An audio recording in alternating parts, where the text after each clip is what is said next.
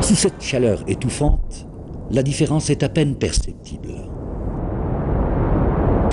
Dans ce no man's land, ou plutôt ce désert habité du sud-ouest algérien, ces hommes s'acharnent à puiser de l'eau, source de vie.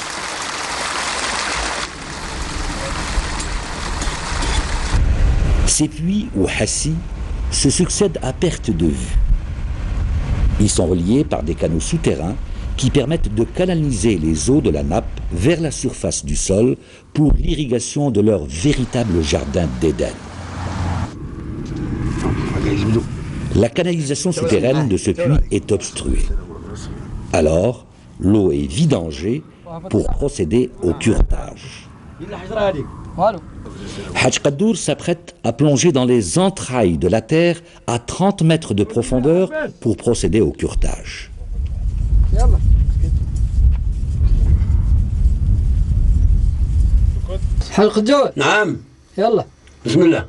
Muni de sa seule volonté et de ses mains, Hadj Qadour commence le nettoyage du drain empli de sable.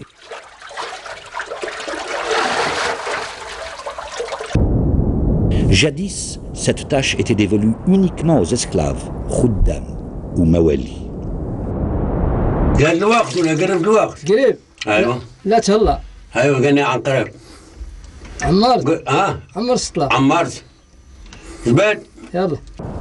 Aussitôt le seau rempli, les amis de Hadj Qadour s'empressent de le remonter à la surface.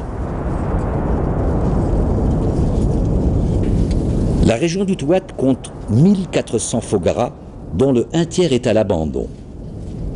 Il faut dire que la maintenance de ces canalisations est un travail pénible. Il est encore pratiqué de nos jours, comme cela se faisait depuis des temps immémoriaux.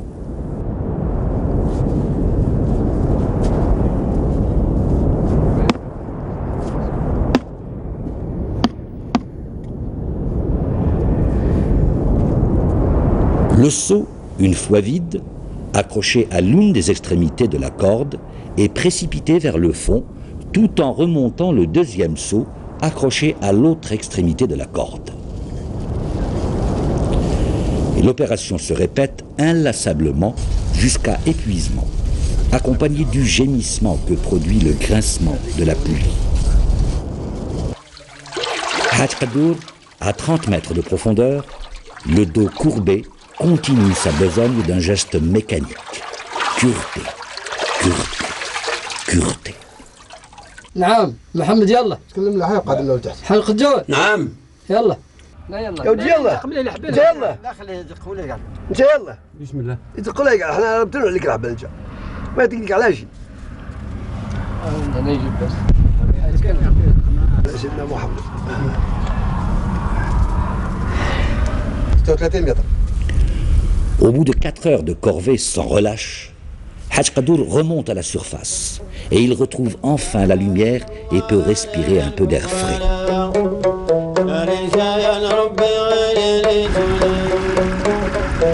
Et voilà. Maintenant que les canalisations sont libérées des boues, une eau limpide jaillit à la surface du sol, se frayant un chemin à travers les rigoles pour arroser les plantes nourricières. Le bonheur se devine sur le visage de cet homme, dont la sensation, lorsqu'il irrigue ses champs, est celle que procure le sang qui coule dans ses veines et qui donne la vie.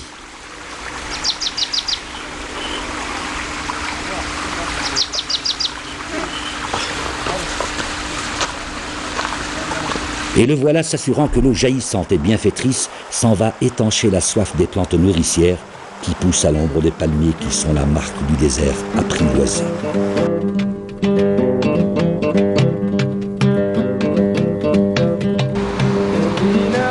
Adrar, capitale du Touet et du Goura, autrefois connue sous le nom de Timi.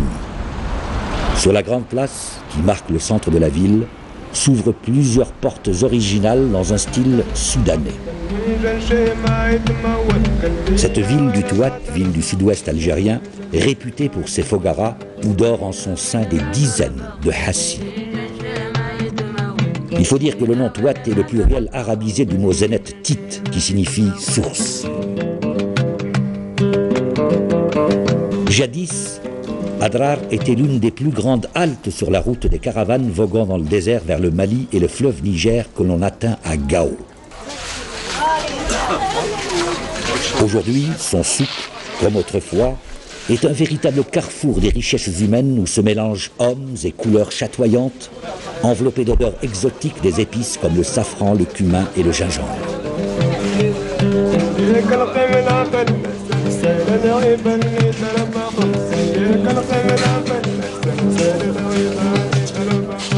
Autrefois, le Touat était la région la plus riche du Sahara de l'ouest algérien, où se croisaient les caravanes provenant des royaumes de Tlemcen, Fès, Tunis, Tripoli ou Tombouctou.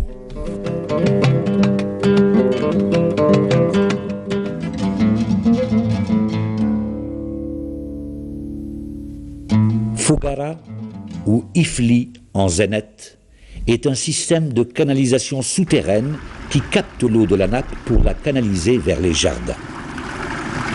Au Touat, les Fogaras sont orientés dans le sens est-ouest. Pour les besoins en eau des Ksuriens, la Fogara traverse d'abord l'Oksar pour aller ensuite irriguer les jardins. Des galeries en pente douce, entre 1 à 2 mm de dénivellation par mètre de canalisation, acheminent l'eau jusqu'à un qasri. Le qasri est une sorte de peigne répartiteur qui se charge de séparer les parts de l'eau pour chacun des jardins. L'espace entre deux dents de peigne est appelé aïn. Et chaque aïn appartient à un individu ou à un lignage. De Sérioun, l'eau est acheminée par des séguiettes ou canaux vers un autre qasri. Et ce schéma répétitif peut s'étendre sur plusieurs kilomètres. Une fois la part de chacun déterminée, l'eau arrivant par une ségia est récoltée dans un majen, un bassin de retenue d'eau. L'eau du majen est quotidiennement utilisée pour l'irrigation afin d'éviter le phénomène d'évaporation. Les maîtres de l'eau, les répartiteurs ou Kiyel el-Ma, sont des figures importantes du monde ksourien. Hadj Issa est une autorité dans la distribution de l'eau. Aujourd'hui, il s'apprête à réévaluer le débit. Ce genre d'action est renouvelé à chaque fois que l'eau change de propriétaire. Car, se trouvant parfois en difficulté, l'Oasien met en vente des parts de son eau. Ainsi, le système des Fogaras est une sorte de bourse de l'eau. Suite à une rétrocession de parts, Hadj Issa va procéder à une nouvelle distribution des quotas. Le kérat signifie petit pois. Il dérive du mot grec kération, qui est la graine du caroub avec laquelle jadis était calculé le poids.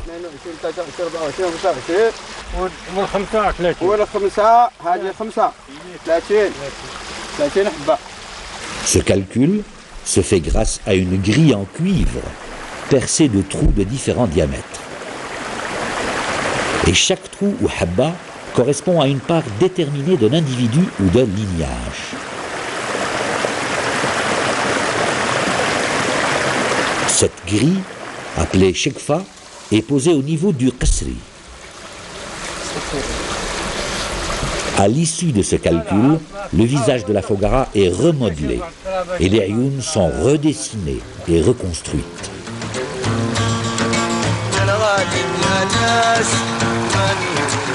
Comment ne pas être surpris à la vue du ruissellement dans la Fogara de cette eau rafraîchissante au milieu de l'immensité du sable du désert qui cache dans ses profondeurs une richesse incroyable.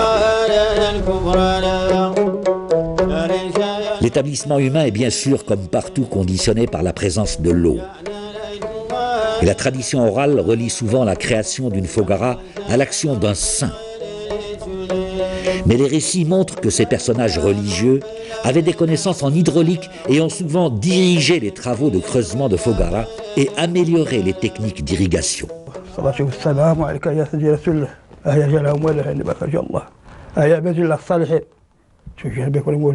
Les habitants de la région se rendent régulièrement au mausolée du marabout afin que le saint patron de la ville intercède en leur faveur auprès du Tout-Puissant, pour que l'eau ne vienne jamais à manquer.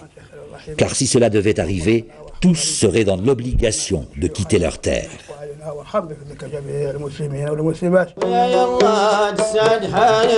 L'esprit du Ksourien est apaisé après avoir prié et récité quelques versets coraniques.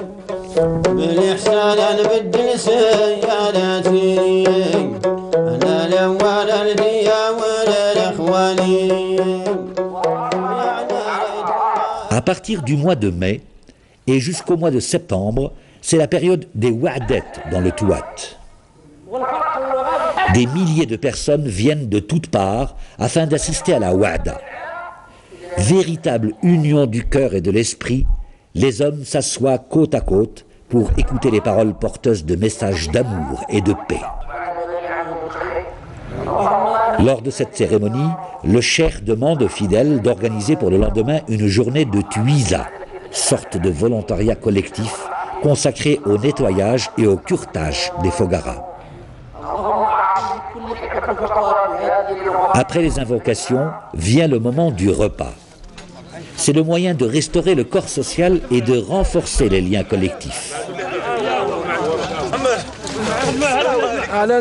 Manger, c'est tenir à la vie. Manger dans le même plat, c'est essayer de capter la force sacrée bienfaitrice, la baraka, qui émane de l'autre.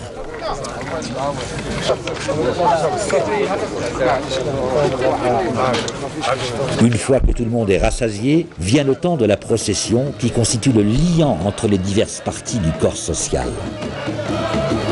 Aujourd'hui, ils sont liés par la fête, demain, ils le seront par le travail communautaire.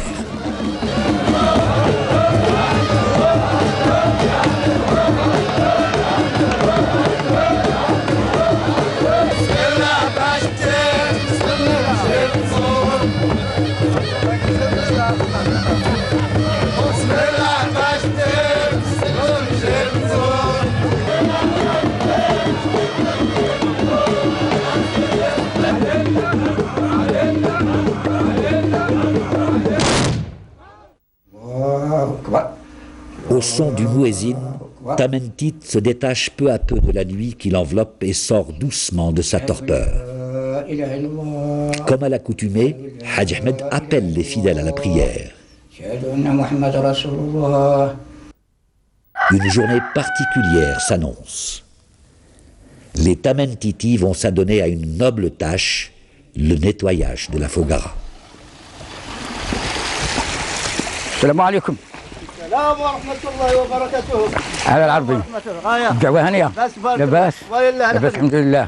خدامة مليح. لاباس. كاع ماكم. لاباس الحمد لله. أهلا أنت بكوش أنت ما معك هضرة. ها؟ حاج العابد. أهلا. خلاص. الحمد لله. بارك الله. Une fois l'an, les Fogaras doivent être curées afin d'assurer leur pérennité, car sans cela, elles sont amenées à disparaître et avec elles la vie dans l'exo.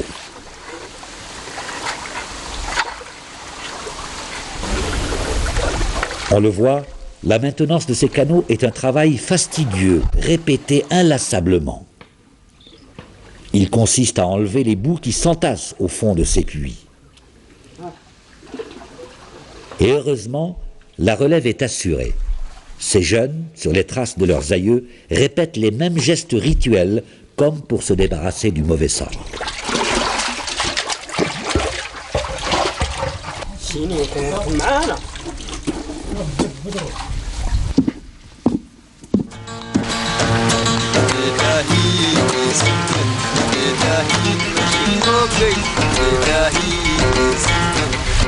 وجيب الرملة جيبوا رملة بالرملة باش نرفع رملة بيضاء ولا البيضاء.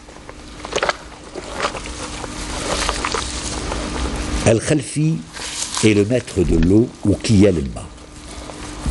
Personnage important au sein de la communauté. Si un propriétaire venait à vendre sa part d'eau ou bien en acheter, aucune transaction ne se fait sans la présence de Kiyal el-Ma. Le vrai travail commence. Al-Khalfi retrousse les manches. Il commence à consolider Al-Qasri.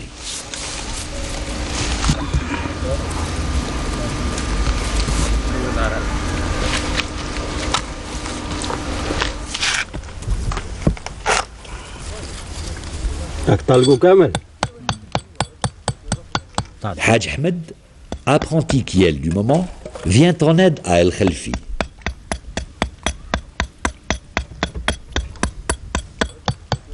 Al-Khalfi commence par tailler les espaces entre les dents du peigne, Al-Ayoun, pour remettre l'eau à niveau.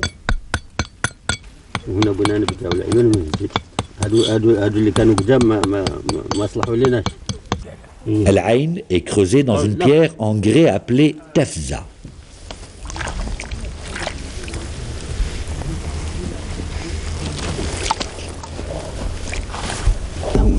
Une fois Al-Qasri consolidé, Al-Khalfi lime les dents pour les amener au même niveau.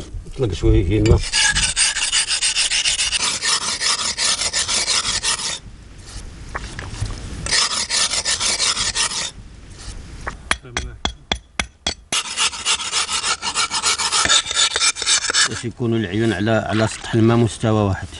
طلق لها باش يقدوه بالتحميل. نزل فيه من انوبه وحده خلاص. هو سرح الماء دوك. ما بقاتش شطين منه.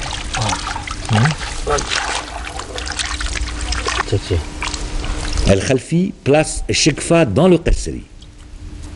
C'est avec cette plaque en cuivre percée de trous que le débit va être calculé.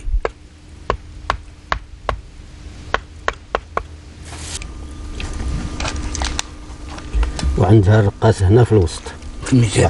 ميزان. واحد الشرطة هنا. هذا باش نهار يوصلها الماء ينزل منها الماء راهي لو كان ما حدو هابط من هنا الماء ما وصلها راهي مازال ما تعمر. 3 4 5 6 7 8 9 10 هذوك فيها 10 حبوب. 10 حبوب. 10 حبوب راه مقسم على حساب ثلث. وعندنا هذا الزريق دوك النحاس قيراط النحاس لقينا 10 دورك 10 بغينا نقسموها على 3. Il faudra maintenant appliquer les calculs sur le terrain, toujours sous l'œil attentif de Haj Ahmed. هذه الصغيرة باغيين نعطوها 3 حبات نتاع 3 قواريط نتاع النحاس نتاعها.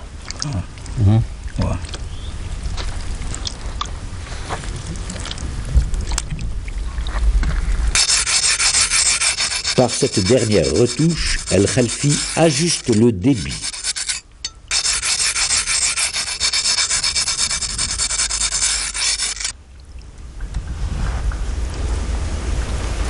هذوك راه وصلنا مال وصلنا مال الرقاص. لازم حتى هذه هكا. هذه بقات لها من 10 بقات لها 7. هذه دوك نخرجوها تمشي على روحها ما 3 تجينا.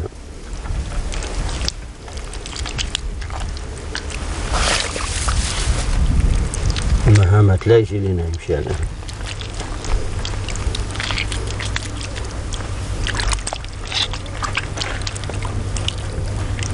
هادو باش لا يجي حد من ورا الكيل ويمسهم.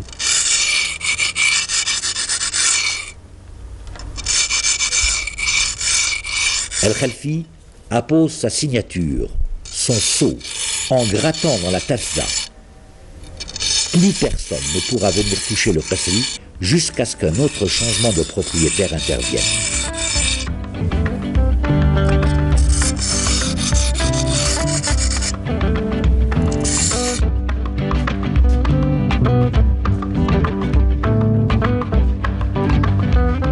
Une fois le partage de l'eau effectué, tout doit être retranscrit dans un registre d'eau appelé ZMAM. قلنا في هذا سميتو عزوز بن محمد بن صديق. ولا شاري. بسم الله.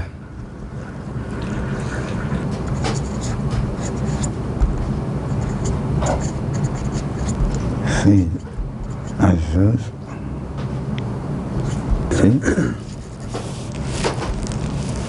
لجأ جميع سكان البلاد. En présence des principaux concernés, tout est porté scrupuleusement sur ce registre afin d'en garder trace au fil du temps. شرقية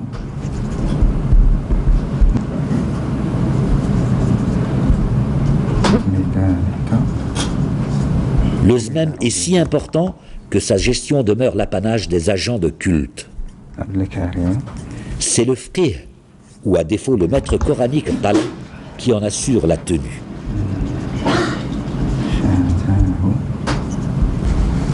يمضي واحد والشاف الثاني.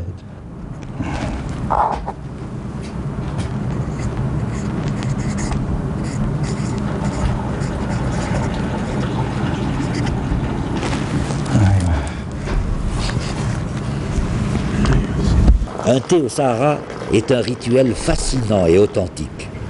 C'est un espace de retrouvailles qui allie le plaisir des sens, la vue, l'odorat, l'ouïe, le goût, mais aussi et surtout l'esprit. Et comment peut-on imaginer sceller cette transaction sans la traditionnelle cérémonie du thé?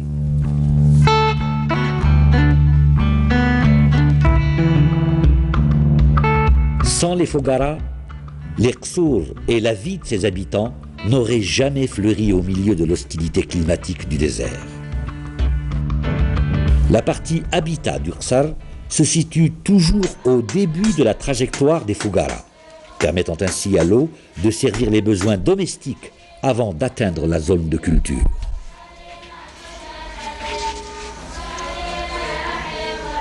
De manière générale, l'habitation est en tôme, avec une structure en mur porteur assez épais. La poutraison est faite de feuilles de palmier, jrid. Le sol à l'intérieur des habitations est tapissé tout simplement de sable fin. Les maisons sont aveugles. Elles ne possèdent pas de fenêtres vers l'extérieur. Cependant, une ouverture carrée au plafond, dénommée l'œil de la maison, laisse passer un faisceau de lumière.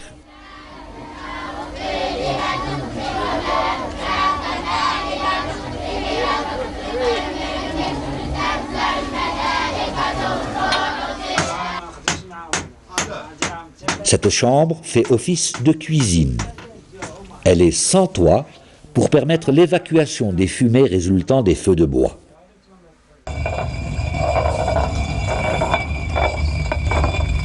Comme jadis, l'Alafdela se sert de moyens rudimentaires pour moudre le blé.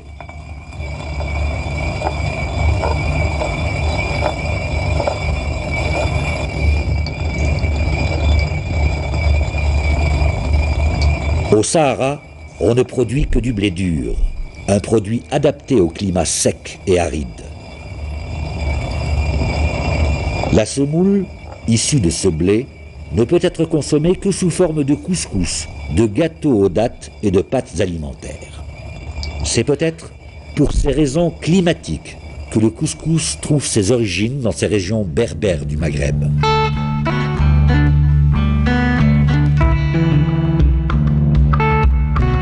La mémoire orale fait à chaque fois coïncider la fondation d'un Qsar avec celle de sa première mosquée, Al-Masjid al-Atiq.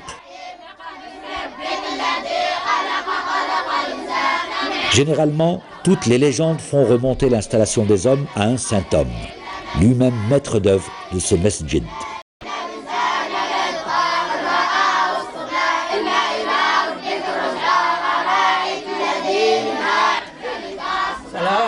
Aujourd'hui, ces petites mosquées font office d'école coranique, mais elles sont là aussi pour rappeler aux hommes leur dette envers le saint fondateur.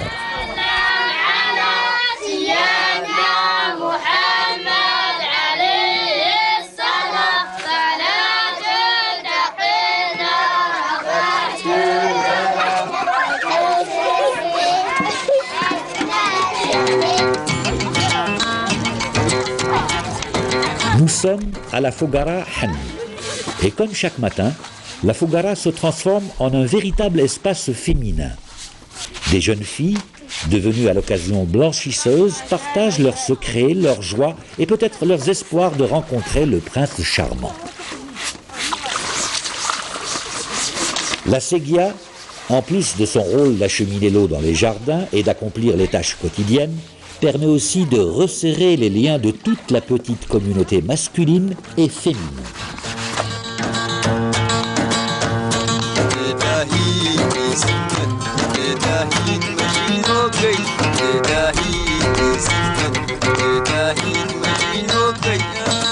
Jardins et Ksor sont intimement liés. Ils se nourrissent à la même source, l'eau. De cet élément naturel jaillit la vie. Le vert des jardins est mélangé au jaune du sable pour le plus grand plaisir de l'œil. Sous l'ombre de ces palmiers fertiles et protecteurs pousse toute une culture vivrière. Céréales, tomates, betteraves, poivrons, aubergines, pastèques et salades tapissent et colorent la surface de ces jardins.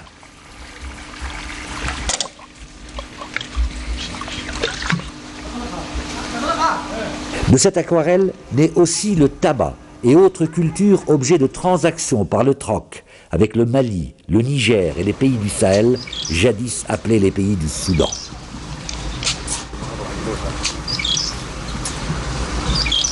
Les fruits de ce jardin d'Éden, appelé Djenna, aux saveurs et parfums voluptueux, traversent des distances incommensurables et se répandent dans l'immensité du désert au-delà de l'horizon et apportent aux hommes un petit goût de paradis. Mais Dame Nature est parfois impitoyable. Car quand l'eau vient à manquer, et même si la vie tente de résister avec l'énergie du désespoir, le désert gagne peu à peu sur Ksar, laissant libre cours au sinistre rugissement du vent qui balaie les espoirs des habitants de Ksar devenus fantômes. Tamsert vit de ses souvenirs. Il ne reste que les murs des maisons, les ruelles désertes du Ksar, pour témoigner d'une ville jadis sans doute florissante. Tamsert, une des villes les plus prospères du Touat, n'est plus aujourd'hui que l'ombre d'elle-même.